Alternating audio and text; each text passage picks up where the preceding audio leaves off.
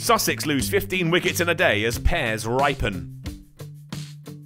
Day 2 had been a familiar tale for Sussex at New Road, watching on as Worcestershire piled on the runs, led by 169 not out by captain Brett D'Oliveira, and then they'd struggled themselves with the bat. Starting day 3, 322 runs behind. Hope lay with Cheteshwar Pujara, 85 not out overnight.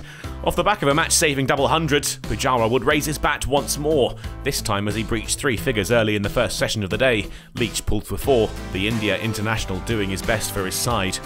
Rawlins wouldn't be able to stick with him. He only added 10 when his stumps were left in a mess by Pennington.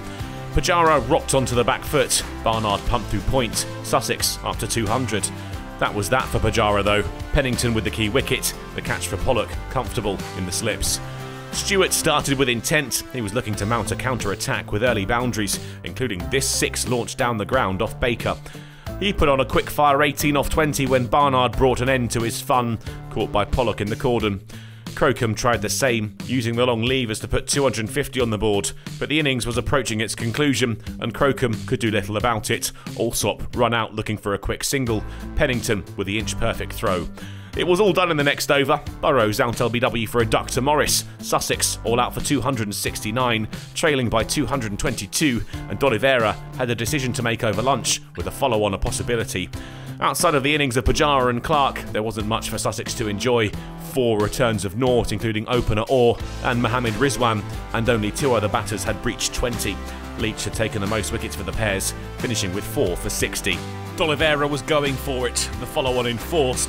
Sussex straight back out there for their second innings, and once again off to a horror start. Haynes went first, caught behind off Leach for 10, and then to the next ball, Alsop followed. The delivery fuller, the result the same. It wasn't going to get much better for Sussex. First innings centurion Pujara out for 12, bowled by Pennington. When Clark was dismissed for 8, Worcestershire were on course for a win within 3 days. And that looked more likely when Rizwan fell LBW to Barnard for 4.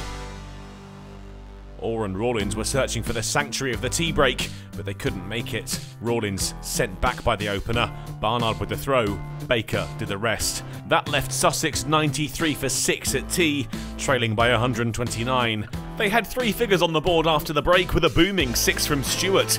Ali Orr had watched the wickets tumble from the other end, but now it was his turn to go. Baker got one to spit into the hands of Jack Haynes. And Crocombe saw no reason to stick around. D'Oliveira the catcher, and Baker had 1 more.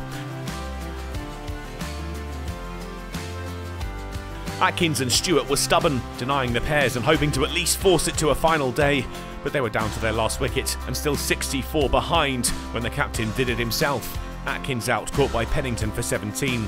Stewart tried to do what he could to avoid the innings defeat. Baker smashed for 4 sixes in 1 over to virtually halve the deficit, and he earned himself a 50 in the process. But he couldn't protect Burrows. D'Oliveira, a fitting bowler to seal the win after his batting heroics. The number 11 trapped in front for 2. Worcestershire had 1 with a day remaining. Another capitulation by Sussex, with wickets shared amongst them. Baker finished with 3 for 75, the shine taken off his figures by that 28-run over late on. It had been a comprehensive performance from the pairs, both with bat and ball, and they'll hope to replicate it next week away at Trent Bridge. Sussex are still searching for their first win of the season. Durham are the visitors to the First Central County Ground next week, themselves off the back of a damaging innings defeat.